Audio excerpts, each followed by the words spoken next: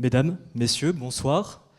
Merci de nous accueillir ce soir pour qu'on puisse vous présenter ce travail. Je suis Adrien Burgère, étudiant en odontologie, vice-doyen étudiant de l'UFR3S, et je suis accompagné ce soir de Quentin, enseignant étudiant en M2 Healthcare Business à l'ILIS l'année dernière.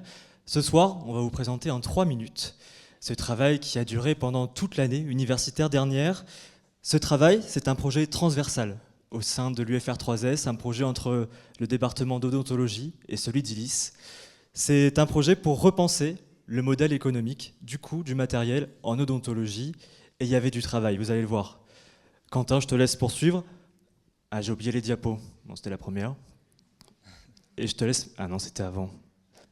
C'est pas facile, hein. Et c'était encore avant. Vas-y. Oubliez les diapos. Alors pour commencer, quelques éléments de contexte.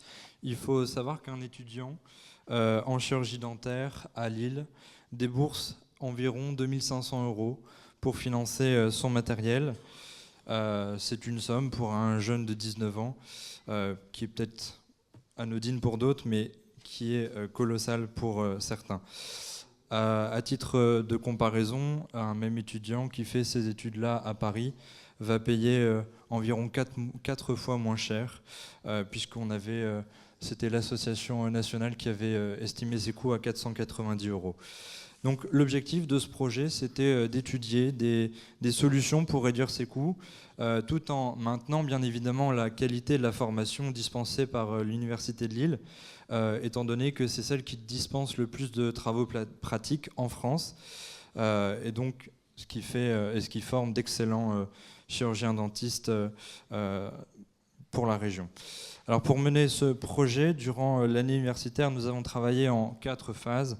Une première phase d'analyse du besoin pour comprendre quelles sont les spécificités techniques et la connaissance que nous, Ilisiens, n'avons pas forcément. Donc nous avons mené des entretiens avec Adrien et l'association qu'il représente, Madame le doyen, le professeur Caroline Delfos et Monsieur Tony Sanctorum.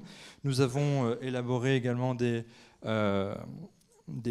sortes d'études de marché pour bien définir les coûts et évaluer le niveau de connaissance également des néo-étudiants avant d'arriver dans cette faculté.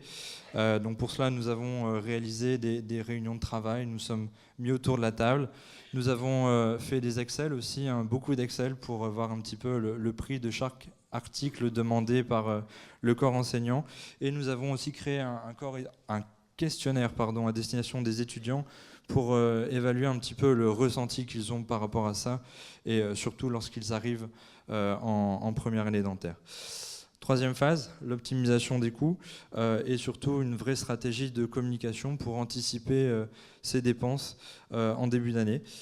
Nous avons défini 4 axes de travail: l'allocation de matériel, à la fois des enjeux écologiques et financiers pour les étudiants, et voir s'il y avait des aides disponibles au sein de la région, notamment. À Paris, par exemple, c'est ce qui permet de réduire ses coûts, puisque la région Île-de-France participe activement. Voir s'il y avait également des alternatives moins chères pour le matériel demandé. Et puis, je vous l'ai dit, une stratégie de communication auprès des néo-étudiants. Dernière phase, faire un bilan de tout ça et des recommandations à la faculté dentaire pour cette année universitaire qui est en cours. Alors, beaucoup d'informations. D'où partons-nous ? Un étudiant, avant ce travail, un étudiant en odontologie, arrivant, déboursait en moyenne, comme tu as pu le dire, en étant non boursier, 2500 €. Ce prix a pu être réduit à 1908 €, soit une économie de quasiment 600 €. Et pour un étudiant qui était boursier, il passait de 1629 € à 1400 €, soit à peu près 200 € d'économie. Les différentes moyennes nationales dont Quentin parlait se font notamment par le fait que les étudiants n'achètent pas tous les mêmes quantités de matériel, fonction de la quantité de travaux pratiques dispensés au sein des formations. À Lille, les travaux pratiques sont part intégrante et majeure de notre formation, d'où un coût élevé comparé à la moyenne nationale. Comment ? Quentin l'a dit, suivant différents leviers qui ont été plus ou moins retenus dans l'étude. Tout d'abord la location, qui a finalement pas été retenus pour cette rentrée universitaire pour des raisons de rentabilité et de coût. Au final, bien que le coût paraissait moindre au début, au fur et à mesure des années, l'allocation n'était pas viable et donc cette partie n'a pas été retenue. Diminuer les stocks, ça par contre, ça a été retenu. Les consommables utilisés à chaque travaux pratique ont pu être revus à la baisse afin de réduire l'enveloppe étudiante, de réduire le coût. Le changement de fournisseur, ça a été plus ou moins retenu. Certains fournisseurs ne fournissent pas tous le même matériel, la même qualité et surtout le même type pour les travaux pratiques. Peut-être, vous le savez ou non, il est assez difficile de faire marcher la concurrence parfois pour le matériel de chirurgie dentaire. Et donc cette partie a été plus ou moins retenue. Enfin, une partie qui a permis de faire baisser drastiquement le coût, c'est la prise en charge universitaire. Cette année, les rotatifs ont pu être prêtés aux étudiants et ça coûte quelques centaines d'euros, croyez-moi, et ça se ressent enfin sur la facture. C'est un travail effectué en collaboration avec différents acteurs, on en a déjà parlé, différents acteurs associatifs, différents acteurs universitaires, différents acteurs de la composante de l'UFR3S. Et je vais te laisser du coup conclure. Sans tout ce travail en maillon, tout ce maillage, on n'aurait pas pu en arriver là. Et ça s'est ressenti, les effets se sont ressentis dès la rentrée de septembre 2025. Voilà, donc exactement, c'est un vrai mariage entre l'ILIS et la faculté d'odontologie. L'interprofessionnalité, ça a été le vrai maître mot. On a pu mettre en œuvre une vraie synergie entre les compétences de gestion de projet,